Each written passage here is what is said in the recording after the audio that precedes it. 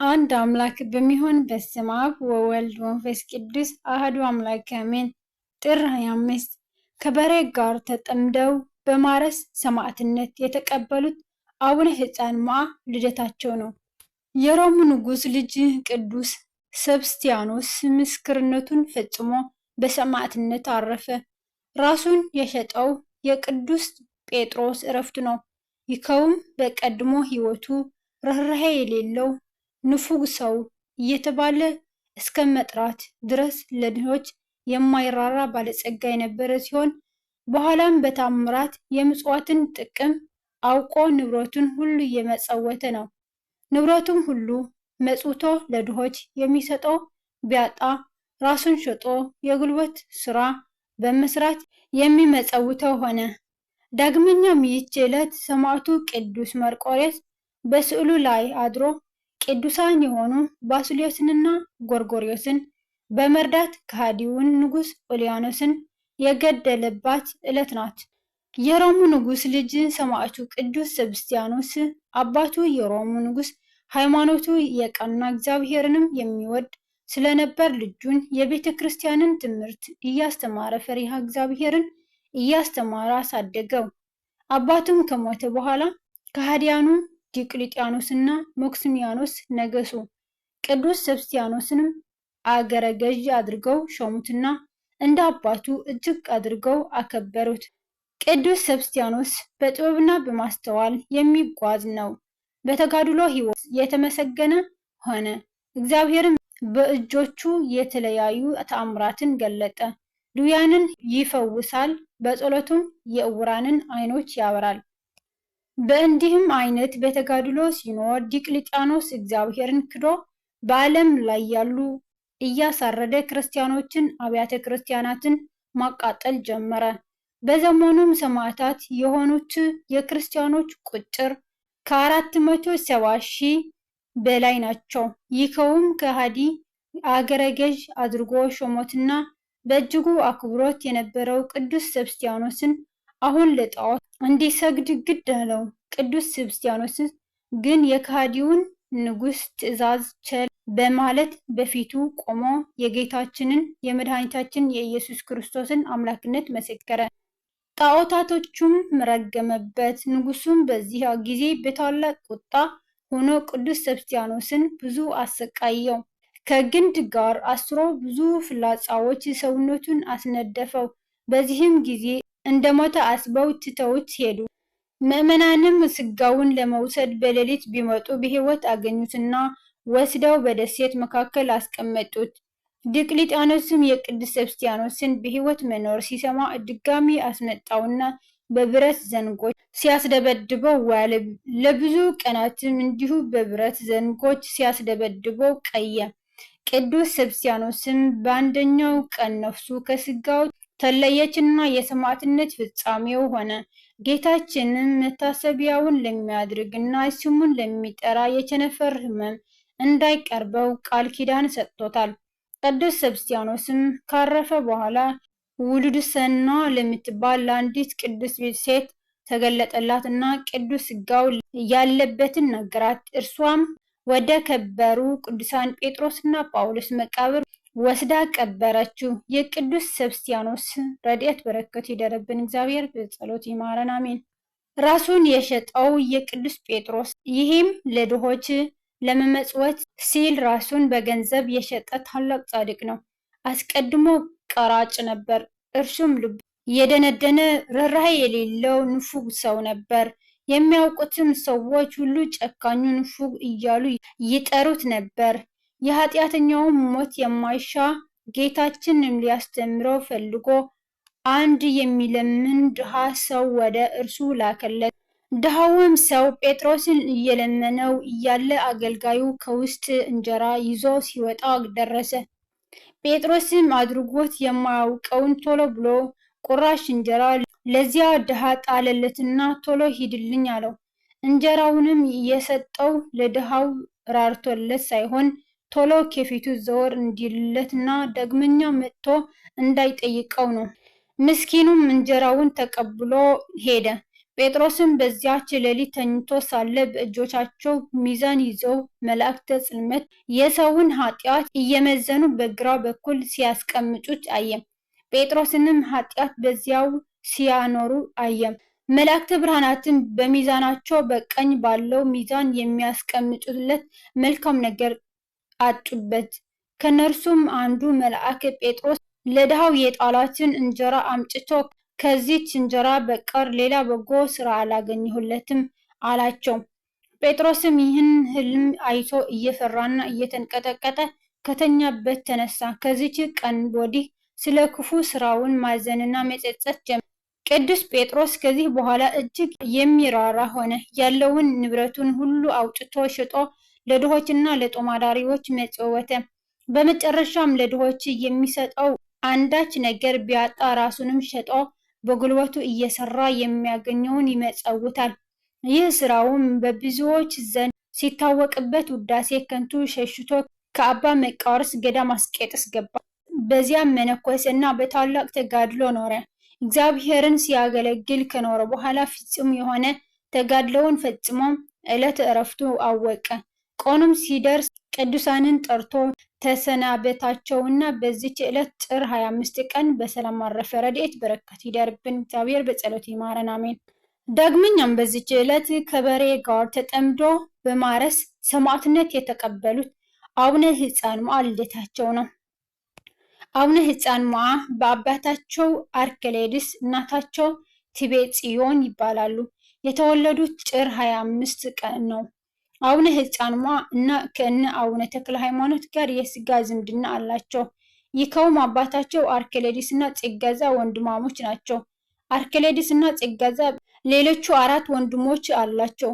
እነርሱም እንድርያስ ዘርአ አብርሃም፣ ቀሲስ ዮናስ እና ቀሲስ ዮሐንስ ናቸው። አርከሌድስ ሕፃን ሞዓን ይወልዳል። ጸጋዝአብ ተክለ ሃይማኖትን ይወልዳል። እንድርያስ ሳሙኤል ዘወገግን፣ ዘርአ አብርሃምን ታላቁ አኖሪዎስን፣ ቀሲስ ዮናስን ገላውዲዮስን እና የፈጠጋሩን ማቲያስን እና ቀሲስ ዮሐንስ ዜና ማርቆስን ይወልዳል። እነዚህ የከበሩ ቅዱሳን አባቶቻችን በእናታቸውም ወገን ቢሆን እንዲሁ በዝምድና የተቋረኑ ናቸው።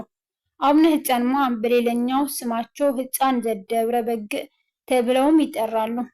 ይኸውም የደብረ በግዕን ገዳም የመሰረቱት እርሳቸው ስለሆኑ ነው። ከ47ቱ የሀገራችን ቀደምት ቅዱሳን ውስጥ አንዱ ናቸው። በመንዝና በተጉለት የሚገኙ ታላላቅ ገዳማትን አብዛኞቹን የመሰረቷቸው አቡነ ሕፃን ሞዓ ናቸው። ጻድቁ በክፉዎች ወሬና ሴራ ምክንያት ከበሬ ጋር ተጠምደው ሰማዕትነት የተቀበሉ አባት ናቸው። ከበሬ ጋር ሲታረሱ ውለው በእጅጉ ከደከማቸው በኋላ በኃይል የተነፈሱባት ምድሪቱ ዛሬም ድረስ ልክ እንደ ሰው የሚሞቅ ትንፋሽ ታወጣለች። ያም በጻድቁ እስትንፋስ አምሳል ከመሬት ውስጥ የሚወጣው እስትንፋስ ለአስም በሽታ መድኃኒት ሆኖ ብዙዎችን እየፈወሰ ነው። ገዳማቸው ከደብረ ብርሃን ከተማ በእግር የ2 ሰዓት መንገድ ርቀት ላይ ይገኛል። ይኸውም ከወይኔ ተክለ ሃይማኖት ገዳም አጠገብ ነው። ጻድቁ ጥር 25 ቀን ልደታቸው፣ ጥቅምት 25 ቀን ቃል ኪዳን የተቀበሉበት ዕለት ሲሆን ሐምሌ 25 ቀን ደግሞ ዕረፍታቸው ነው። ረድኤት በረከታቸው ይደርብን፣ እግዚአብሔር በጸሎታቸው ይማረን፣ አሜን።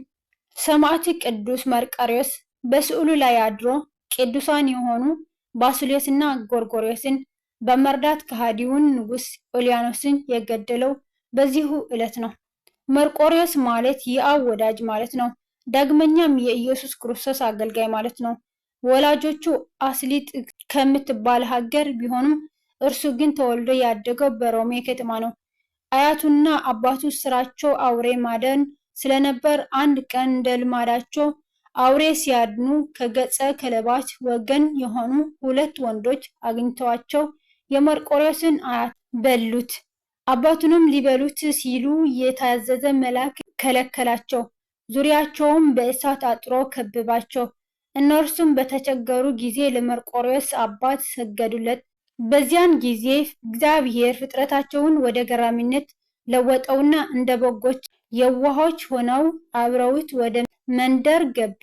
ከዚህም በኋላ ቅዱስ መርቆሬዎስ ተወለደና ስሙ ፒሉፓዴር ተባለ። የውሻ መልክ ያላቸውም በእርሱ ዘንድ ብዙ ዘመናት ኖሩ። ከዚህም በኋላ ክርስቲያኖች ሆኑ። የቅዱስ መርቆሬዎስም ወላጆች አስቀድመው አረማውያን ነበሩና የክርስትና ጥምቀትን በጸጋ ተቀበሉ። አባቱንም ኖህ እናቱንም ታቦት ብለው ሰየሟቸው። ቀድሞም ፒሊፓዶር የነበረውም ስሙ ተለውጦ መርቆሬዎስ ተባለ። የውሻ መልክ ያላቸው ግን መልአኩ በተገለጠላቸው ጊዜ እንደነገራቸው ለቅዱስ መርቆሬዎስ አባት የሚታዘዙና የሚያገለግሉ ሆኑ። ንጉሱም የመርቆሬዎስን አባትና የውሻ መልክ ያላቸውን ዜናቸው ሲሰማ ወታደሮቹን ልኮ በፊቱ አቆማቸው። እግዚአብሔርም የቀድሞ ፍጥረታቸውን መልሶላቸው አራዊት አደረጋቸውና ንጉሱን እጅግ አስፈሩት። ንጉሱም የቅዱስ መርቆሬዎስን አባት የአራዊት ተፈጥሯቸው ያርቅለት ዘንድ ለመነ። የቅዱስ መርቆሬዎስም አባት በለመነ ጊዜ ተፈጥሯቸውን መልሶላቸው ገራሞች ሆኑ። ንጉሱም የመርቆሬዎስን አባት ገዥና የሰራዊቱ አለቃ አድርጎ ሾመው። የውሻ ፊት ያላቸውም አብረው ያገለግሉት ስለነበር ሁሉም ይፈራው ነበር። ንጉሱም የመርቆሬዎስን አባት ወደ ጦርነት ከላከው በኋላ ሳይመለስ ስለቀረ ሚስቱን ሊያገባት አሰበ። የመርቆሬዎስ አባትም የመርዶሲያውያን አገሮች ሁሉ ገዢ በነበረው ንጉስ ተይዞ ቢማረክም ገዢው ክርስቲያን መሆኑን አይቶ አከበረው። ቆይቶም በሀገሩ ላይ ሾመው። ሚስቱም ጠፍታ ከሀገሯ ወጥታ ሄዳ ስለነበር ከባሏ ተገናኝተው በዚያው መኖር ጀመሩ። መርቆሬዎስም አባቱና እናቱ ከሞቱ በኋላ ንጉሱ በአባቱ ፈንታ በመርዶሲያውያን አገር ላይ ሾመው። መርቆሬዎስም መኮንንነት በተሾመም ጊዜ ገጸ ከለባቱ አብሮት ነበር። ለመዋጋትም በወጣ ጊዜ ይህ ቀደመው የአራዊት የሆነው ተፈጥሮውን እግዚአብሔር ይመልስለት ስለነበር ማንም አይቋቋመውም ነበር። ለቅዱስ መርቆሬዎስ ታላቅ የድል አድራጊነት ኃይል ተሰጠውና ዜናው በሁሉም ሀገሮች ተሰማ። በሮሜ ሀገር ጣዖትን የሚያመልከው ዳኪዎስ የተባለውን ንጉስ የበርበር ሰዎች ጋር ጦርነት ሊገጥም በወጣ ጊዜ እጅግ ሲበዙበት ፈራ።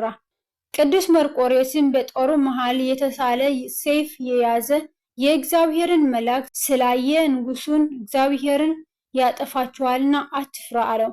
መልአኩም ሰይፉን ለቅዱስ መርቆሬዎስ ሰጠውና በጦርነቱ ድል ባደረገህ ጊዜ እግዚአብሔር አስበው አለው። በጦርነቱን ድል አድርጎ ሲጨርስም መልአኩ ድጋሚ ተገልጦለት ለምን የፈጣሪህን ስም መጥራት ረሳህ አለው። ከጦርነቱም በኋላ ንጉስ ዳኪዎስ ለጣዖታቱ ዕጣን በማሳረግ በዓልን አደረገ። ቅዱስ መርቆሬዎስም በዚያ ስላልተገኘ ለጣዖታቱ ዕጣን በማሳረጉ እንዳልተባበረ ንጉሱ ሲያውቅ መልእክተኞች ልኮ አስመጣው። ንጉሱም ከእኔ ጋር ለምን አታጥንም ባለው ጊዜ ቅዱስ መርቆሬዎስ ትጥቁንና ልብሱን አውልቆ ከወረወረለት በኋላ ክብር ይግባውና አምላኬ ኢየሱስ ክርስቶስን ፈጽሞ አልክደውም፣ ለረከሱት ጣዖቶችህም አልሰግድም አለው። ንጉሱም ተናዶ ልዩ ልዩ በሆኑ ስቃዮችም እጅግ አሳቃየው። ንጉሱም ስለ መርቆሬዎስ ብለው ያገሩት ሰዎች እንዳይነሱበት ፈርቶ በብረት ችንካር ቸንክሮ የቀጰዶቅያን የእስያ ክፍል ወደሆነች ወደ ቂሳሪያ ከደብዳቤ ጋር ላከው። በዚያም እጅግ ካሰቃዩት በኋላ ንጉሱ ዳኪዎስ እንዳዘዘ ህዳር 25 ቀን አንገቱን በሰይፍ ቆረጡትና የሰማዕትነት ተጋድሎውን ፈጸመ። የሕይወትንም አክሊል ተቀዳጀ። በዓለሙ ሁሉ አብያተ ክርስቲያናት ታነጹለት። እግዚአብሔርም ድንቅ ድንቅ የሆኑ ተአምራትን በቅዱስ መርቆሬዎስ ስም አደረገ። ከብዙ ተአምራቱ አንድ የቂሳሪያውን ሊቀ ጳጳስ ባስልዮስን ረድቶ ከሃዲውን ኡልያኖስን የገደለበት ነው። ኡልያኖስ ነግሶ የክብር ባለቤት ጌታችንን ክዶ ጣዖታትን ማምለክና ክርስቲያኖችን ማሳቃየት ጀመረ። የቂሳሪያው ሊቀ ጳጳስ ባስልዮስም አስተምሮ ሊመልሰው ወደ ንጉሱ ቢመጣ ክብር ይግባውና ኡልያኖስ ጌታችንን ሰድቦ ባስልዮስንም አሰረው። ባስልዮስንም በእስር ቤት ሳለ በቅዱስ መርቆሬዎስ ስዕል ፊት ጸለየ። ስዕሉም ወዲያው ተሰወረ። ያን ጊዜም ወደ ከሃዲው ንጉስ ኡልያኖስ ዘንድ ሄዶ በጦር ወግቶ ገደለውና ወዲያው ወደ ቦታው ተመለሰ። ከጦርም አንገት ደም ይንጠፈጠፍ ነበር። ቅዱስ ባስልዮስም ከሃዲውን ንጉሥ እንደገደለው አውቆ የክርስቶስ ምስክር ጌታዬ ሆይ የእውነት ጸር የሆነው ኦልያኖስን ገደልከው አለው። ሳኦልም ያን ጊዜ አዎን እንደሚል ራሱን ዘንበል አደረገ። ቅዱስ ባስልዮስም ደስ ብሎት እግዚአብሔርን አመሰገነ። ሌላው ሰማዕት ቅዱስ መርቆሬዎስ በተአምሩ ከእስልምና እምነት መልሶ ክርስትና ያደረገው አንድ አስላም ሰው አለ። ይህም የቅዱስ መርቆሬዎስ ቤተ ክርስቲያኑ በተሰራበት በምስር አገር የሚኖር ከመሳፍንት ወገን የሆነ ወጣት ነበር። ከብዙ ሰዎች ጋር ሆኖ ወደ መሐመድ መቃብር ለመሄድ እንዳሰበ ለአባቱ ሲነግረው ስንቅ ሰንቀው በሰላም ወደ መካ መዲና ሸኙት። መካ ደርሰውም ስራቸውም ፈጽመው ወደ ቤታቸው እየተመለሱ 7 ቀን ተጓዙ።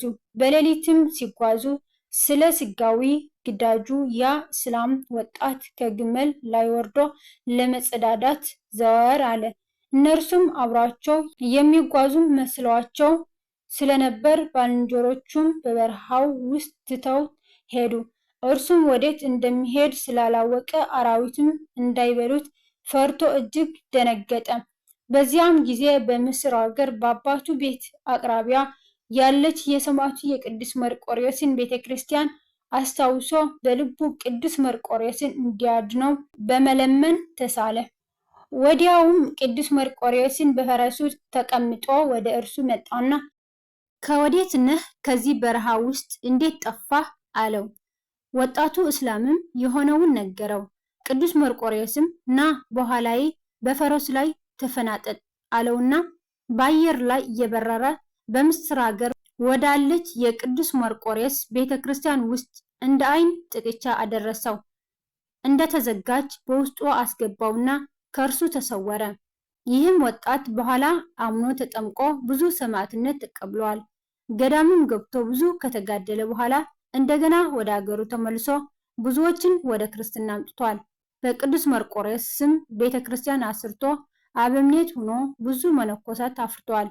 የሰማዕቱ የቅዱስ መርቆሬዎስ ረድኤት በረከቱ ይደርብን። እግዚአብሔር በጸሎት ይማረን፣ አሜን። በወደቀ በተረፈ በአፈ ቅዱሳን ይታረምልኝ። ወስብሐት ለእግዚአብሔር ወለወላዲቱ ድንግል ወለመስቀሉ ክቡር፣ አሜን።